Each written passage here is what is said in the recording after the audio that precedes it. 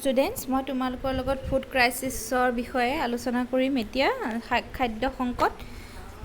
যিটো the agricultural situation went from bad to worse in the 1960s. Already the rate of growth of food grains production in the 1940s and 50s were barely staying above the rate of population growth. So ইয়াত কৈছে যে agricultural চিটুৱেশ্যনটো আমাৰ যিটো কৃষিৰ অৱস্থা সেইটো 60 দশকত একেবাৰে বেয়াতকৈও বেয়ালৈ গতি কৰিছিল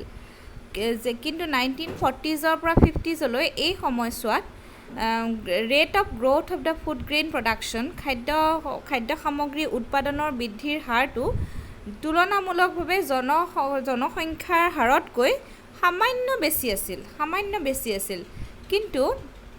between 1965 to 1967 1965 পৰা 1967লৈ severe drought occurred in many parts of the country and also India faced two wars and foreign exchange crisis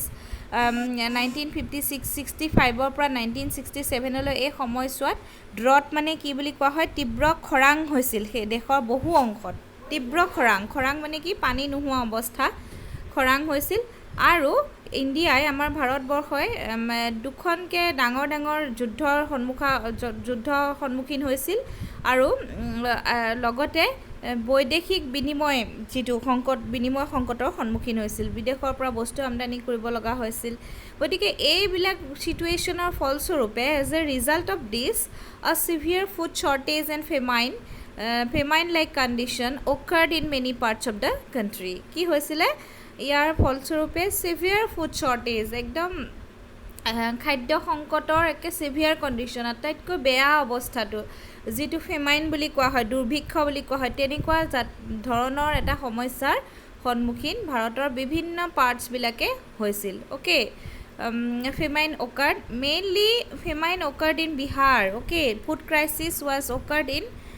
Bihar acutely felt in Bihar as the state faced a near famine situation. So বিহাৰত যিটো খাদ্য সংকট এইটো তীব্ৰভাৱে অনুভৱ কৰা হৈছিল আৰু ৰাজ্যখনত প্ৰায় দুৰ্ভিক্ষ একেবাৰে খাদ্য নোহোৱা অৱস্থা হৈছিল okay mainly 9 districts of Bihar produced less than half of their normal output বিহাৰত 9খন জিলাত নৰ্মেল যিটো মানে খাদ্য সামগ্ৰী উৎপাদন হয় তাৰ হাফতকৈও কমত উৎপাদন হৈছিল খাদ্য সামগ্ৰী উৎপাদন হৈছিল যদি হাফতকৈও তলত মানে আধাতকৈও কম সংখ্যক খাদ্য সামগ্ৰী উৎপাদন হয় তেতিয়াহ'লেতো সেইখন জেগাত খাদ্য সামগ্ৰী সংকটে দেখা দিব এইটো অবভিয়াছলি দেখা দিব এণ্ড 5 of these districts ইয়াৰে আকৌ 5খন ডিষ্ট্ৰিক্টত জিলাত কি হৈছিল in fact produced less than 1/3 of what they produce normally সিহঁতে নৰ্মেলি যিমান প্ৰডিউচ কৰে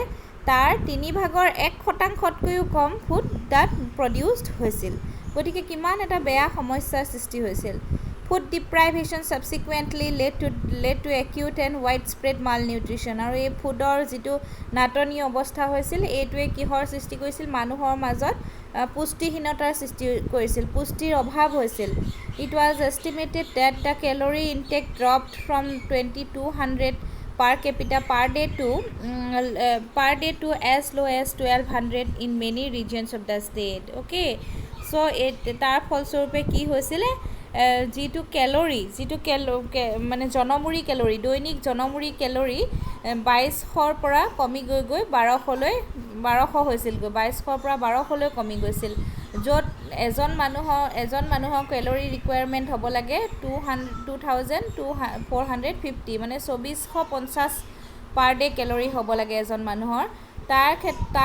তেনেকুৱা সময়ত 2200ৰ জনমূৰি কেলৰিৰ পৰা দৈনিক জনমূৰি কেলৰিৰ পৰা মানে এজন মানুহৰ দৈনিক কেলৰি 2200ৰ পৰা কমি গৈ 1200 পাইছিলগৈ মানে ইমানেই বেয়া অৱস্থা হৈছিল খাদ্য নাটনি হোৱাৰ কাৰণে কেলৰিটো কমি গৈছিল okay death rate in Bihar in 1967 was 34% higher than the number of deaths that occurred in the following years আগৰ পিছৰ বছৰবিলাকতকৈ 34% হায়াৰ ৰেটত মৃত্যুৰ সংখ্যা বাঢ়িছিল বিহাৰত food prices also hit high in Bihar during the year আৰু ফলস্বৰূপে আকৌ কি হৈছিলে বিহাৰত খাদ্য সংকটৰ ফলস্বৰূপে বস্তুৰ সামগ্ৰীৰ দাম একেবাৰে খাদ্য বস্তুৰ দাম বহুত বেছি বাঢ়ি গৈছিল ইভেন টুৱাইচ অৰ মোৰ দেন দেয়াৰ প্ৰাইচেছ ইন মোৰ প্ৰস্পাৰাছ পাঞ্জাৱৰ নিচিনা জেগাৰ দুগুণতকৈ বেছি দাম বিহাৰত হৈছিল খাদ্য সামগ্ৰীৰ দাম The government had zoning policies that prohibited trade food across states. This reduced the availability of food in Bihar. বিহাৰত ফুড কমি যোৱাৰ আন এটা কাৰণ হৈছে চৰকাৰে গ্ৰহণ কৰা মণ্ডলকৰণ এটা জেগাক মণ্ডলকৰণ বা জনিং নীতি যিটো সেইটোৱে খাদ্যবোৰৰ মাজত খাদ্যদ্ৰব্যৰ বাণিজ্যত মানে আদান প্ৰদানত বাধা দিছিল আৰু ফলস্বৰূপে বিহাৰত খাদ্যৰ সুলভতা নোহোৱা হৈছিল এভেইলেবিলিটিটো নোহোৱা হৈছিল আৰু এনে অৱস্থাত সমাজৰ আটাইতকৈ দৰিদ্ৰ যিটো বিল' পভাৰ্টি লাইন পিপল যিবিলাক আছে সেইবিলাকে poorest section of the society suffer the most okay চবতকৈ বেছি কষ্ট ভুগিব লগা হৈছিল বিল' পভাৰ্টি লাইনৰ পিপলবিলাকে খাদ্য সংকটৰ ফলস্বৰূপে চৰকাৰে গম আমদানি কৰিব লগা হৈছিল আৰু প্ৰধানকৈ আমেৰিকাৰ পৰা বৈদেশিক সাহায্য গ্ৰহণ কৰিব লগা হৈছিল ইমানেই খাদ্য সংকট হৈছিল তাৰ ফলস্বৰূপে government head to import wheat import কৰিব লগা হৈছিল বেলেগৰ পৰা হুইট আনিব লগা হৈছিল and head to accept foreign aid আৰু বাহিৰৰ পৰা বিশেষকৈ আমেৰিকাৰ পৰা ধাৰ ল'ব লগা হৈছিল ফৰেইন এইড অ'কে সাহায্য গ্ৰহণ কৰিব লগা হৈছিল Now the first priority of the plan was to somehow attain self-sufficiency in food. The entire planning process and sense of optimism and pride associated with it suffered a setback. আৰু সেইবাবে সেই সময়ত যিকোনো উপায়েৰে খাদ্য ক্ষেত্ৰত আত্মনিৰ্ভৰশীল হোৱাটোৱে হৈছে পৰিকল্পনাকাৰীসকলৰ প্ৰথম উদ্দেশ্য আছিল যে কেনেকৈ খাদ্য সামগ্ৰীৰ ক্ষেত্ৰত মানুহবিলাক আত্মনিৰ্ভৰশীল হ'ব পাৰে ছেল্ফ ছাফিচিয়েণ্ট হ'ব পাৰে লোকৰ পৰা যাতে আমদানি নকৰিলেও হয় সেইটোৱে হৈছে পৰিকল্পনাকাৰীসকলৰ প্ৰধান উদ্দেশ্য